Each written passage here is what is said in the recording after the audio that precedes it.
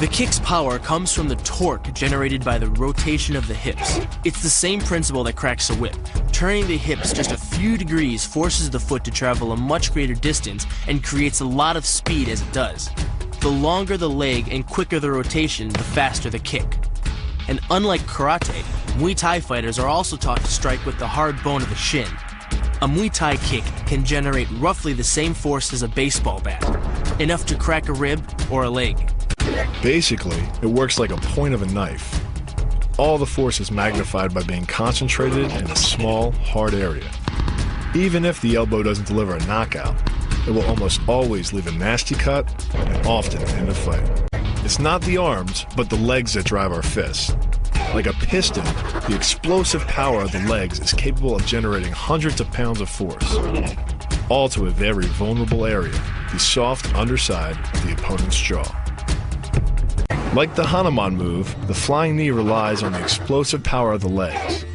But rather than spread the power of our blow over two fists, it concentrates it into the spear point of the knee and combines it with the force of gravity. It's the equivalent of hitting our opponent in the chest with a sledgehammer. The hyperextension of the elbow, created by pulling back on the locked arm, virtually ensures that he will be taken down. The knee strike to the wrist dislodges the knife and further loads the elbow and shoulder. The technique can easily result in damage to the elbow joint, the tendons of the rotator cuff, or even a broken arm.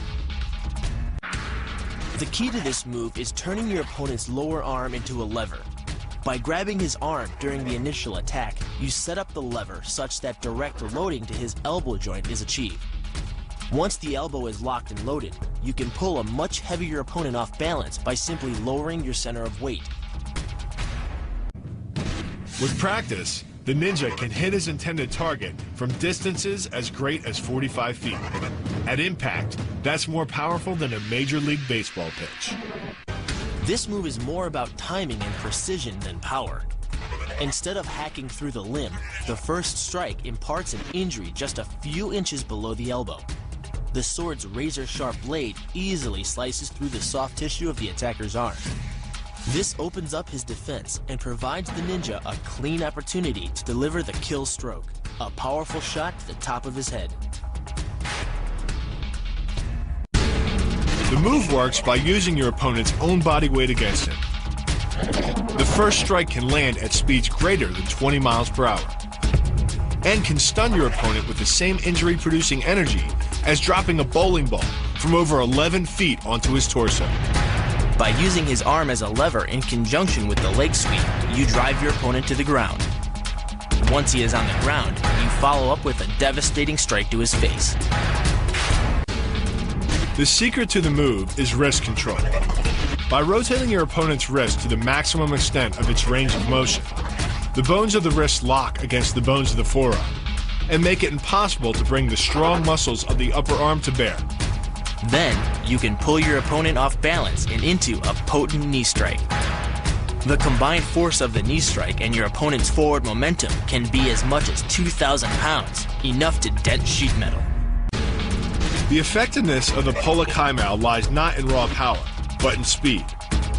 By relying on your triceps to snap the strikes forward over the elbow, 3 blows can hit in 0.7 of a second. The final impact of the strike to your opponent's face can deliver as much as 175 watts of power, more than enough power to stun him or crush the cartilage of his nose.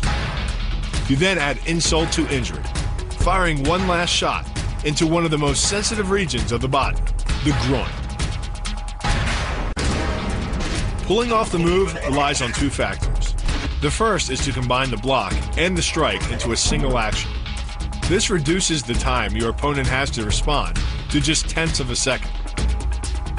But the real focus is to aim your strike at the throat. Because as little as 76 pounds of force can collapse the larynx, the strike doesn't need to deliver a lot of force to be deadly. One blow like this and the fight is over.